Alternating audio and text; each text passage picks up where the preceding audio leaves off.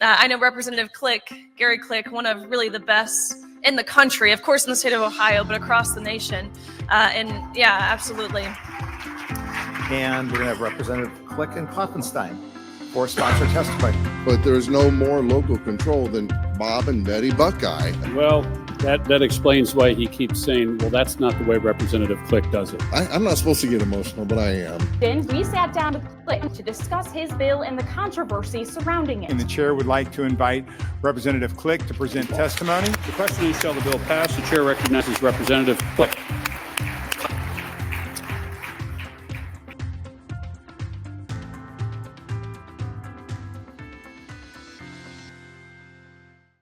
Welcome back to What's Clickin' with State Representative Gary Click.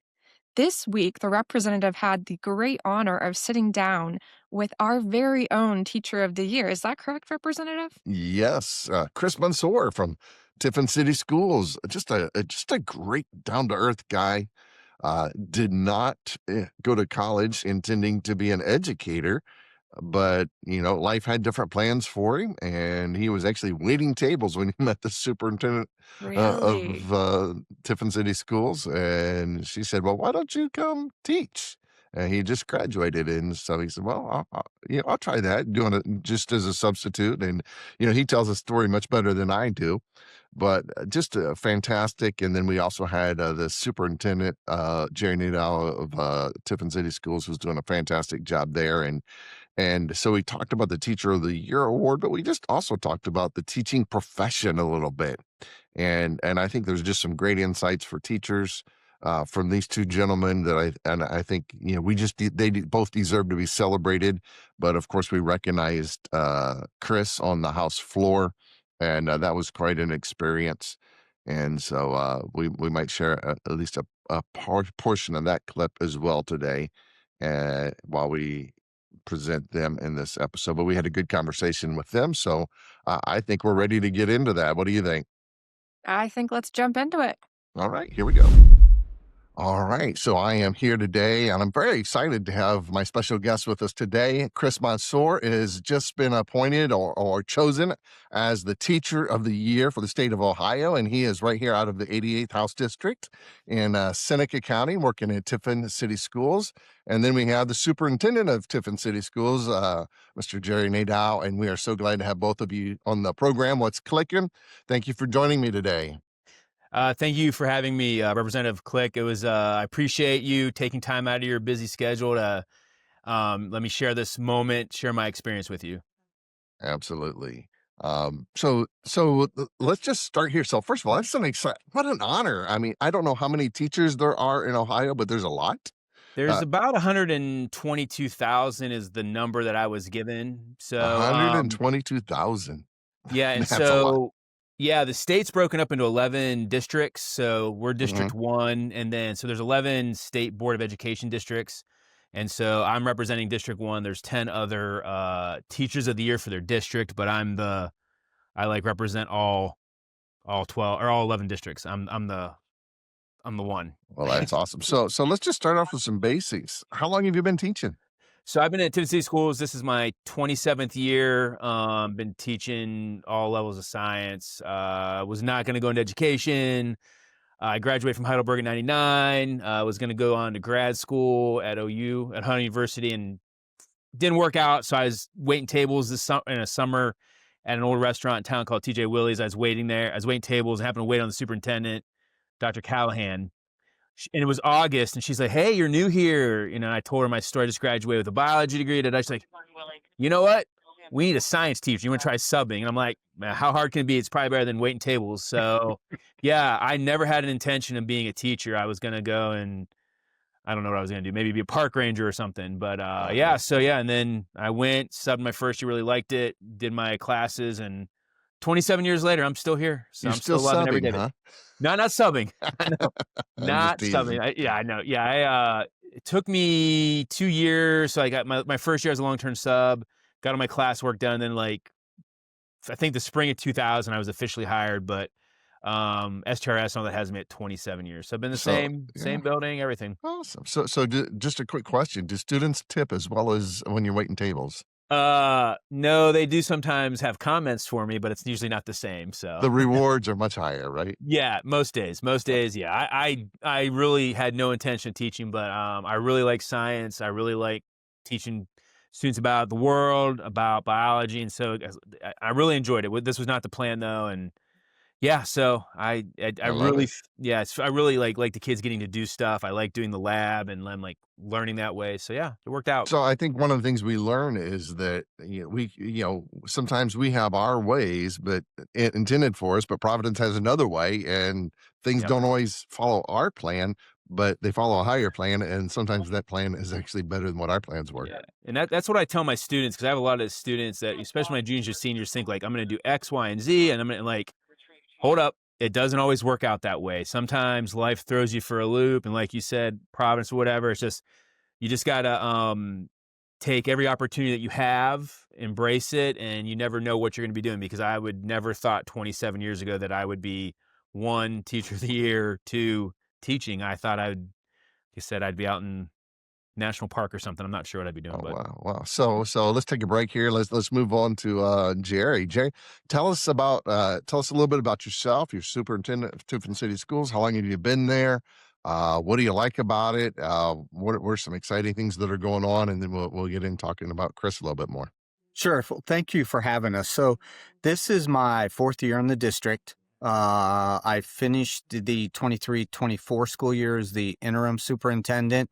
And so now I'm entering my 2nd full year as superintendent. Prior to that, I spent about 26 years just in education, working for some nonprofit education companies as well.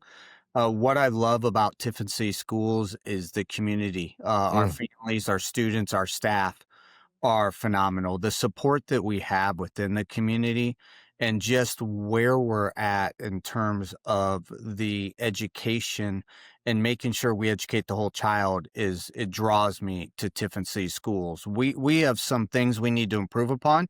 We want to see our metrics as they're measured by the state report card increase. But I think that we have the staff and students and community support to reach our goals, and I'm just excited to be part of it. Well, I know you have a great bunch of educators there in Tiffin City Schools, and you've got a great community that surrounds you. And so I think you're going to see all of your goals met. So easy question. Were you surprised when Chris was nominated? No. So the nominations stem from our administrative team and have to be, approved by the superintendent. And when you look at Mr. Monsour, right, he just stands out. We talk a lot in education about educating the whole child. And I think we do as much as we can in order to do so. But when you look at Chris and what he's able to do, he maintains high standards.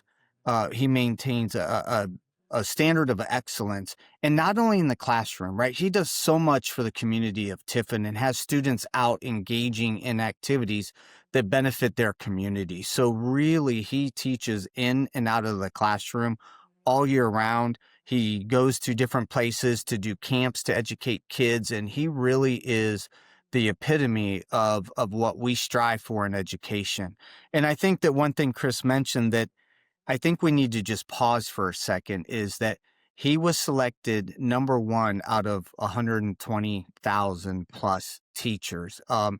Every district can nominate, right? And so when you look at that and say, what are the chances of being selected? It's not about chances. It's about getting the nomination and then really showing what it is you do and why you're passionate for education. And I think he's demonstrated through all the levels through this process that he's not only a great educator, but he's truly passionate about education. And the one sentence that I would use to describe him more than anything is that he truly is a scientist who teaches.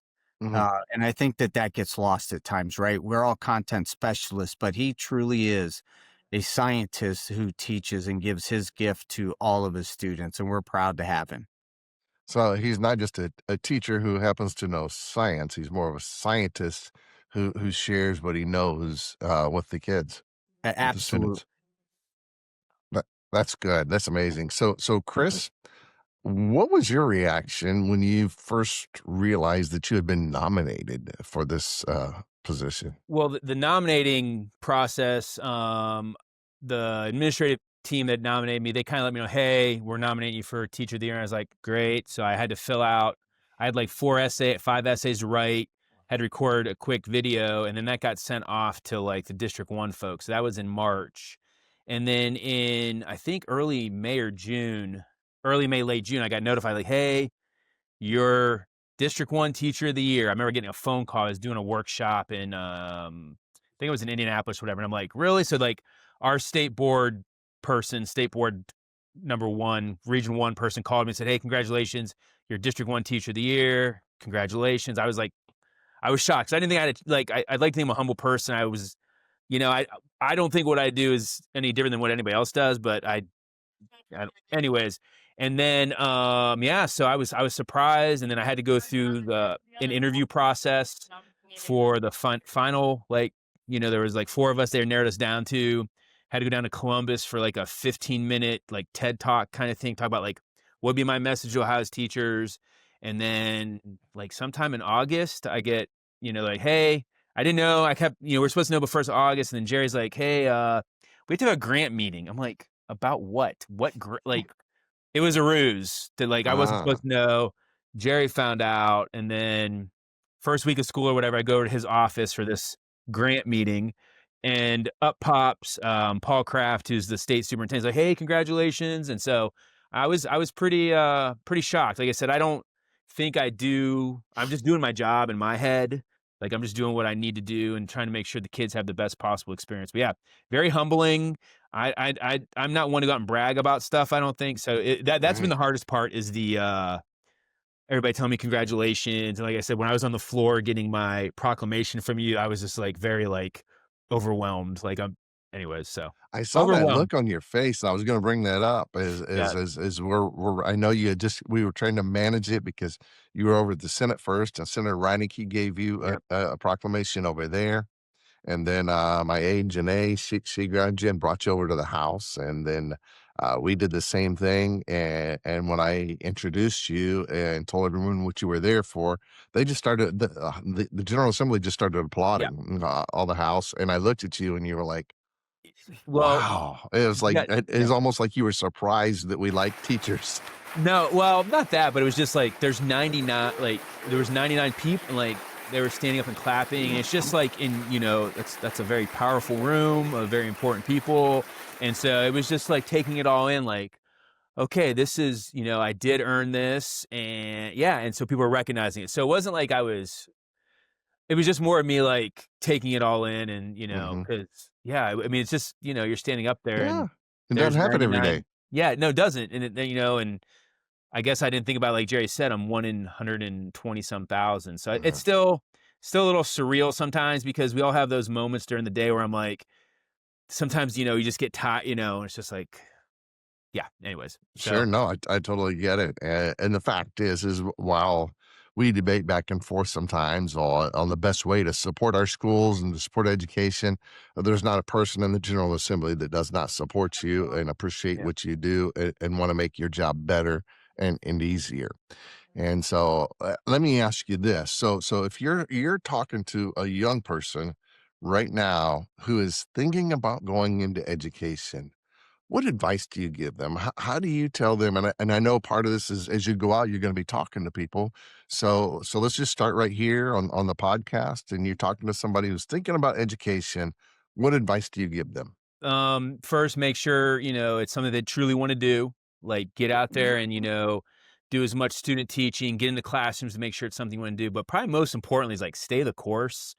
I think a lot of the statistics, I think like within so many years, 3 or 5 years, a lot of new teachers, they leave the profession, but it's like, just stay the course, remember why you got into teaching. The only constant in life is change. So even today, like, it's been up and down. And so just, really think about, am I getting into teaching because I want to share knowledge and I want to work with young people, or is it for other reasons, whatever those may be? But stay the course. I think technology is an important thing that we're going to have to learn to embrace. I think, things like AI, these kind of like Zoom or virtual sessions, like embrace the technology, because that does open doors for kids that may not have had access to other resources. But yeah, find a group. Find your we call them PLCs, professional learning communities. Find a group of teachers that you can talk to, because in my situation, I teach AP Bio, and I'm like one of the few in the county that teaches AP. So I have a community online on Facebook that I can talk to, like, hey, how do you do this? So stay the course, embrace change, find a group that you can talk to. I think would be my 3 main things for new teachers. So, Jerry, what advice would you give to somebody young who's thinking about the profession of education? I think Chris hit on a lot of the hot topics. I think one, it's got to be passionate. We know that it's hard in every profession right now, but to be an educator and give your best every single day, I think you have to have a passion for students and a passion for learning. And that can't be disgenuine, right?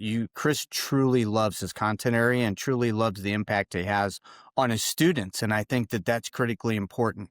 I think something else would be, from my point of view, it would be to have our teachers and anybody going into the teaching profession right now to be able to block out noise, right? There's lots of noise. We have noise just everywhere, and allow the administrative teams to worry about the noise, and your focus needs to be generated on your passion and your students. And I think sometimes the just the wear and tear and listening to some of the outside noise that really doesn't impact what goes on when Chris is in that classroom, that door's shut with his 20 kids. And if you can keep that passion and kind of just allow some of your other stakeholders and supports to really take on the noise and worry about trying to minimize the barriers, I think it goes a long way with teacher longevity. So definitely staying the course and having that professional trust. Well, I think that's great advice. Chris, let's go back to you teaching. Every student learns differently. There's probably hardly any 2 students that are the same, or even over the course of the years. Right? I think probably the things you were facing 27 years ago are not the same things you're facing today. What is it? What do you find helps you to connect with some students? Maybe you got a practical experience or something. Maybe somebody wasn't tuning in, they weren't zoning in, they weren't catching it, maybe not even interested, and then you found a way to draw them in and to help them to find that passion for learning. You have Share with me an to. experience. So, one, you got to get to know your students. That's the important thing, and know how they learn. I've got multiple modalities in my class, so I do try to sometimes direct instruction. We do lots of lab and hands-on activities, but you have to engage, and you have to be an engaging person, if that makes sense. Because students now, they're so used to being able to get distracted by a cell phone, and we don't have those anymore in school. But Mhm. the attention, you almost gotta you're putting on a show sometimes, just to kind of redirect them. Hey, up here, what do you got a question about? So I don't know if there's a single one way to do it, but you got to know your kids, know how they learn. You got to meet them where they're at, but then you really got to try to bring, you're trying to bring up I tell them I'm not going to lower my standards, but I'm going to help them get to mine and then try to push them. And so I think, I wish, Gary, I could just give you one easy way, but learning know who your students are, figuring out how they learn best, trying to meet them where they're at, bringing them up to whatever the standard may be. And it's a lot. It's a lot of those first couple weeks. It's a lot of this kid's really vocal. I can pair him with this one's maybe not so vocal. Yeah, you got to know your students. And with me, I don't do a lot of direct PowerPoint stuff. I mean, my kids still take old-fashioned notes in a notebook. We don't do a lot on the computer. It's more active learning and not so much passive learning, if that makes sense. So every day is a little different. It just depends, but I try to break up the monotony, I guess. I think what I'm hearing from you is some flexibility and some adaptability, Yeah. Understanding that not every student is the same. Correct. And you can't just come into the classroom, break open a textbook and read blah, blah, blah, blah, Good blah. luck. That doesn't work. But it seems like if you get to know us, I mean, I know my own experience in growing up in teachers, there were teachers who just seemed to be there to do their job.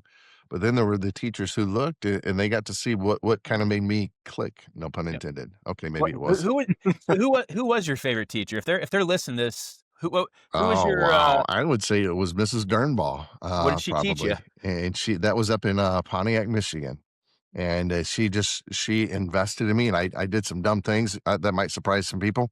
Some people will No. say, "Yeah, no kidding, we know you still are," but, she just took a personal interest, and came to a concert that she didn't have to come to that concert, Yeah. but I said, "Hey, I'm in a concert." I played the violin in school, and I said, "Would you come?" And she came. She came just for me, Yeah. and that made me feel valued. I would also say, Julie Vaccaro was one also because I really developed a passion for the arts, for drama specifically. I did a lot of theater and things like that. But it all started with her when we were doing auditions for A Christmas Carol, and I said "Bah humbug" better than anybody, and so I No. got to be Scrooge. That's great. And later, I was the Scarecrow in The Wizard of Oz, and some people say, "Oh, that's typecasting," no brains, and so I better be careful about that one. No pictures will be released, I promise you Yeah. that. But then I actually went on and was engaged in a nationwide ministry called the Academy of Arts for a few years after that. But it Okay. was that one teacher who found like I said, what made me click. Yeah, and I Uh, think everybody has a favorite teacher, and so that's why I always, we sometimes my real goal this year is to focus on the positive because as Jerry said, there's lots of noise, and I'm like, I am not going to get like I could. It's almost it's too energy draining, like mhm. to be wrapped up in the negative. So I'm really trying to stay in the positive, and so like my thing is, when I see people and they start to get negative, I'm like, so tell me about your favorite teacher. We all have a favorite teacher. It's really Yeah. so, but yeah, so I think we all have those experiences. And so I'm probably, as I tell my students, if everybody likes you, you're doing something wrong. So I know Right. there are folks that there's probably some students, is what it is. That's the other thing I would tell new teachers, not to go, to kind of go back a couple minutes, but like they're going to love you. Some are going to love you. Some are not going to love you. And so that's just kind of, just got to kind of roll with it and, Mhm. still remember why you're there. Someone told me one time, they said, "Don't believe the best things people say about you, and don't believe the worst things they Yeah. say about you, because neither one is probably true." Yeah. If you don't mind, I'm going to add to Yes. what Chris said, which I think there are two things that are critically important. One is I think that teachers, and I think Chris does a great job of this, is you have to be willing to be yourself, right? I think so many times we buy curricular resources and we don't want teachers to be robots, right? Because part of their passion has to be teach to your strengths, use your strengths. And number two is be willing to take chances and risks, right? And step outside the box. I'm sure that we could pull up a couple of pictures of Mr. Monsour dressed in a couple of costumes, right? To spur on just Hmm. making it worthwhile for students to buy in. So we do a fundraiser, we do a support, and if they reach a goal, he'll Yeah. do something maybe like dress in costume, not to throw you under the bus, It's all Mr. right. Mansour, but Yeah, he's I being might need you himself. to email me some of those pictures for post we editing. we can take care of that for you. Yeah. You just can't take yourself too seriously, I think, is that's Correct. why I was saying is like, I'm pretty, I don't want to say I'm strict in class, but I'm pretty, here's a guardrail. So once in a while, like last year, Fish, our food bank in town, was out of cereal like in fall. Like she called me up. She's like, we have no cereal. So I put this out to my bio club. I'm like, hey, if you guys bring in 500 boxes of cereal, I'll dress like a turkey. We brought in almost 700 boxes. We 700 boxes of cereal, took them out to Fish, the food bank there, took some out to Salvation Army. I was like, to see me dressed as a turkey, if that's going to feed these kids for a couple months. So that's kind of how I look at it. I like to give back to the community because back in the day, I would have been one of those kids getting a box of box of cereal. I had a couple Yeah, Salvation I'd have Army. donated a few boxes Yeah, to see that. yeah. But I've had a Salvation Army Christmas, so I'm several of them growing up. So I'm always like, Yeah. get kids out there to ring the bell, get kids out there to help wrap gifts, that kind of stuff. So I think it's important that not every teacher can do that, but I also think it's the kids need to get out in the community and be a part of the community and maybe not living through their phone so much. Sounds like your education is not limited to the classroom from bell to bell. And I hear the bells going off in the background. I hear the announcements going off. Yeah. So everybody wonders, like, is there interference here? I think it's No, your announcement system yeah. going off there. But So this is fascinating. Where we're starting to run out of time, but so now as Teacher of the Year, that puts like responsibilities on you, sort of like being Miss America, only different, right? Yeah. Yeah. Miss America with a beard. Yes. But so what does this mean for you? What are your responsibilities going out from here?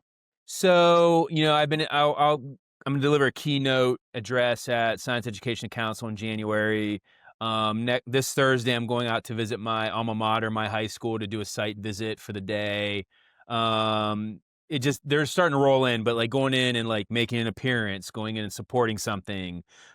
Me going down, and visiting you guys there at the legislature. So I think it's more of, you know, when I go to, so the OSBA, I think the State Board of Educators Plasma. meet in November. Yeah. So I'm going to go there and give them a talk. Like not like that. I'm going to give a talk. I'm going to give them a talk. Yeah, And, that's right. I'm going to give a talk about, what vision for teachers, stuff like that. So Yeah. Well, so that's going to be a little demanding on your time, and that means is that going to pull him out of the classroom? Now you can hear my dog barking. It's actually my wife's dog. It's a Chihuahua. Uh, so so anyhow, so you're going to lose him some in the classroom, is that right, Jerry? And how do you plan to deal with that? So we will, and we knew that going in. It's all part of the process with the Teacher of the Year program. It's supported by the Department of Education, so they help offset the cost for providing subs for Mr. Monsour when he's out doing his responsibilities. How do we make that work? We work with every teacher based on their strengths. So with Mr. Monsour, it's great because he's a content specialist. He knows his area, and he uses a digital platform learning management system with Canvas. So we know that our students will still be able to access not only Chris, because he's always willing to go above and beyond, but we know they're going to be able to experience their content regardless of who's in that classroom kind of facilitating and moderating. And so Chris does a lot of work in order to ensure that when he's out, our students still are receiving the best possible education. And again, that's what I think makes him, the perfect person to be Teacher of the Year for this school year. Oh, that is awesome. One last thought. So maybe we got a teacher out there, a young teacher, maybe teacher's been at it for a while, and they're starting to get a little discouraged by something. And they're beginning to ask themselves, is this really the right profession for me? What kind of advice would you gentlemen give that person? We'll start with you, Chris, and then we'll go to you, Jerry. I think I'll go back to what I said previously is like, really think about why you're in it. You're going to have good days and bad days, and sometimes it might be weeks. It just, remember why you're there. And like you said, that teacher that went to your event and that kind of impacted you, there may be kids that you don't even realize that you're impacting in class. So, keep showing up, keep doing the best you can. It's not always going to be easy. Nothing in life is. And so just to kind of stay the course. And if you do, you feel truly passionate about it, you just got to stick with it, but make sure you're in it for the right reason. So again, I'm just going to keep going back to that. Stay the course. The only constant in life is change. Remember why you're doing it. And there's some kids out there that are, they appreciate you showing up every day. Yeah, I know. Just even in my other profession of the ministry, sometimes you run into difficult times, whatever. Then somebody comes out of the blue and says, "Hey, years ago you inspired me, and you didn't even know you inspired them at the time." And I'm sure that you have the same thing. I bet you're actually teaching students that you actually had their parents in your class by now after Yes. 27 years. I am. Yeah, and pretty soon you'll be having the grandchildren. We'll see. If I got to make about 7 more years. We'll see here what happens for retirement. But anyways, So, Jerry, your advice. I think it's go back to embrace students. Students are often the reason why I think people go into educator prep programs, right? It's because you want to give back. You like being around the students and helping them meet their goals. And again, I think if they can block out some of the noise and focus on what they're doing every day with students, that sometimes can bring back the joy. I know that, in administration, sometimes I think it's best just to make sure we go in and see classrooms and surround ourselves with our students, because they truly are the reason why we're here, and they're our product, right? The end goal is post-secondary outcomes, whatever those may be. And I think if we keep that the center of what we do, you will always have the ups and downs, and you'll feel some of that, fatigue. But I think you can always thrive knowing I'm helping kids grow. So it's not the curriculum, it's the kids. Yeah. And the curriculum is there to help the kids. And it's so easy sometimes to get focused on the curriculum rather than the kids, but we got to keep it centered on the kids. Absolutely. Yep. Well, thank you so much. If anyone wants to get a hold of you, Chris, or Jerry, what's the best way, Chris? I have a school email. It's available on the Tiffin State Schools webpage. Okay. I also have I will have a Ohio Teacher of the Year email. It just hasn't quite been set up yet, but if somebody wants me to like come to one of their schools, do a site visit, they're doing something, special. I'm sure if you just contact the high school or What is the school's website? It's tiffinstateschools.org. Yeah. And the phone number at the high school is, I can give this out, right, Jerry? The high school phone number. I mean, it's public. It's 419-447-6331. That'll take you to the high school office and then get a hold of me. I thank you, both of you, gentlemen. We've gone a little bit over time, but I think it's worth it. And congratulations, Chris. Thank you for your work, Jerry. Appreciate both of you. And you both know how to get a hold of me if I can ever be a help and a blessing to you. And we appreciate it. Thanks for the opportunity. Thanks again, Gary. I really do appreciate this time. And, again, like I said, recognize me on the floor of the house. I appreciate it. It meant a lot. You're very welcome. At this time, the chair recognizes Representative Click for the purposes of presenting a resolution. Representative. Thank you, Chair. And as I get started, I would like to welcome today Mr. Chris Montsour, who has been selected from Tiffin Columbian High School as the 2026 Teacher of the Year in the state of Ohio.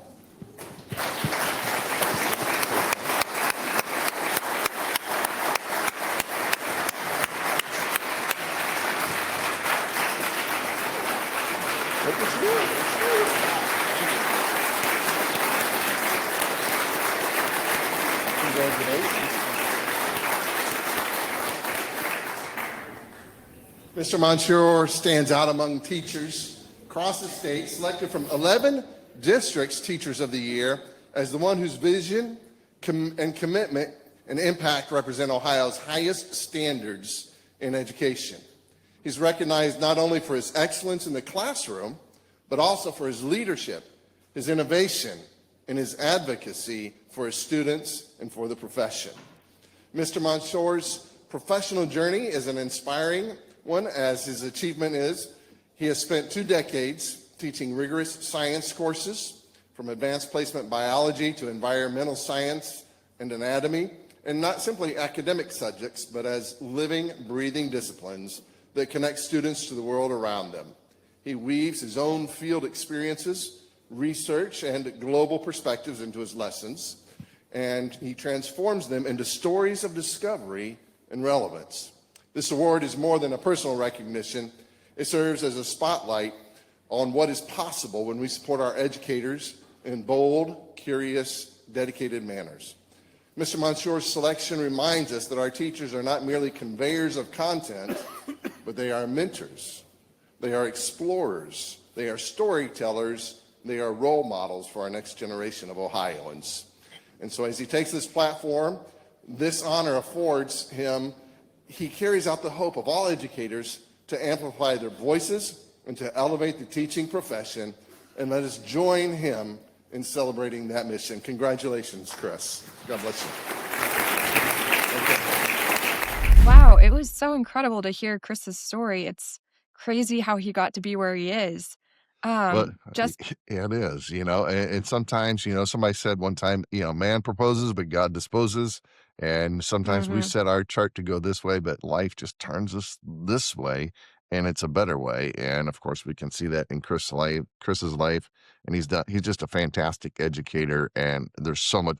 He's still young. There's so much more to come from him. Oh, yeah.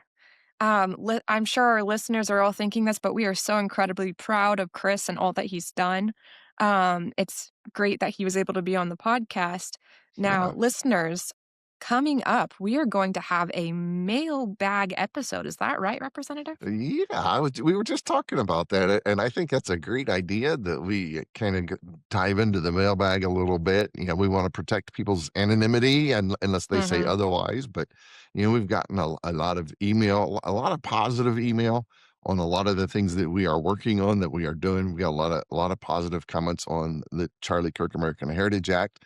Yeah, got some negatives, and so we'll share some of the good, some of the bad, some of the ugly, and but we'll protect your anonymity unless you say otherwise. But if you want to send an email and just say, hey, you can just put the headline mailbag and send it to rep88@ohiohouse.gov, and we'll consider that for publication or for our next podcast when we do the mailbag.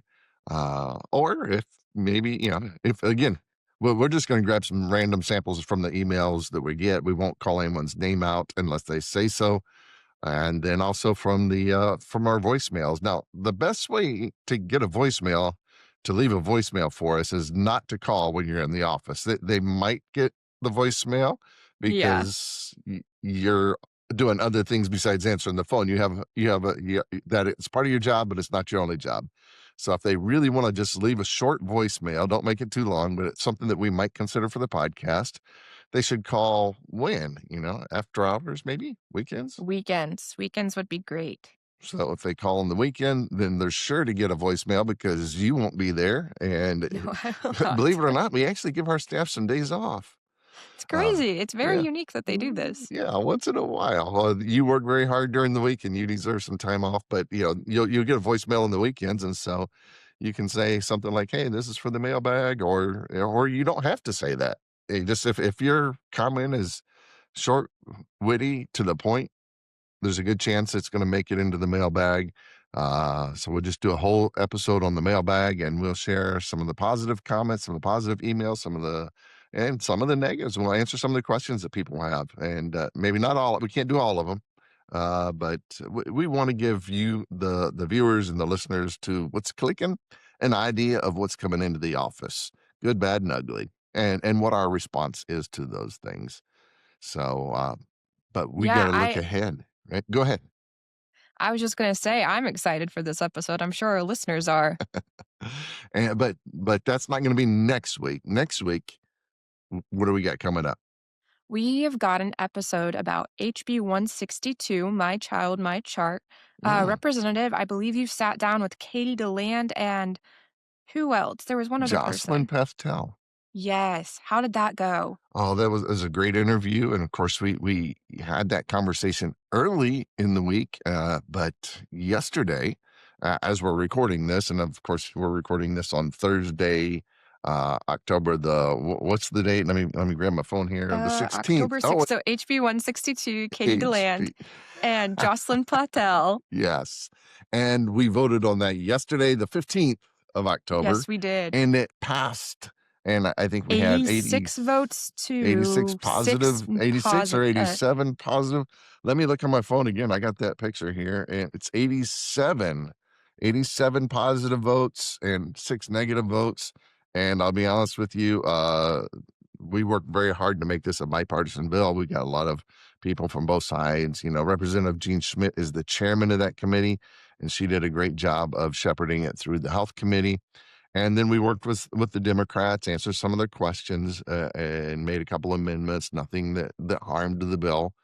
And even one of the Democrats who voted no and gave a no speech, I told her it was the nicest vote no speech I've ever had, because I've had some mean things said on the floor about me in the past, but she was actually very kind, and we thought we had addressed our concerns, but we thought she was going to be a yes, but in the end, she still had a couple concerns that were no. I always tell people, vote your conscience.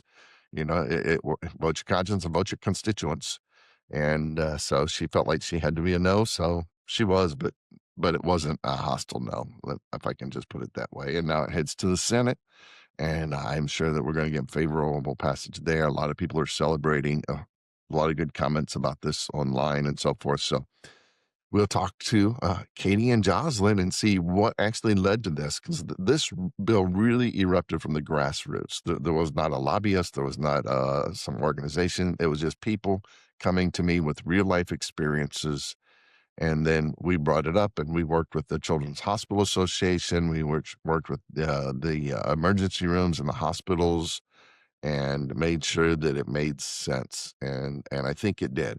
And so we'll talk about that a little bit more next week. All right, let's do it. And so here's a preview. Again, super confused, pulled up my chart, and that was when I first realized that I didn't have access to Sam's account. I didn't have access to my daughter Maggie's, my son Charlie's, and that just set me off because they are trying to hold me financially responsible for a bill that I can't even access. My chart showed a $0 balance that I owed. They couldn't give me any of the information that I was paying for. It would be like going to a restaurant and you're paying a bill for food that they won't even tell you what you ordered, you know? Yeah, so my oldest was needing an ankle surgery from a basketball injury, and she was 13 at the time. It was just before her 14th birthday, and we had a video conference call with her doctor just to finalize everything for her surgery. And so I pulled her out of class. We went to my husband's office, pulled up my phone and got into the My Chart, clicked into her name, and there was no link there for the video chat. So I frantically called the doctor because they're an hour's drive away. You've been listening to What's Clickin', the official podcast of State Representative Gary Click, covering Ohio's 88th House District. That includes Seneca and Sandusky counties in Northwest Ohio. I'm Janae Myers, his legislative aide. If you would like to reach out to us, you can send us an email at rep88, that's REP88, at ohiohouse.gov, or you can give us a call at 614-466-1374. Thanks again for joining us for What's Clickin' with State Representative Gary Click. We'll be back again soon to let you know what's clickin' in Ohio.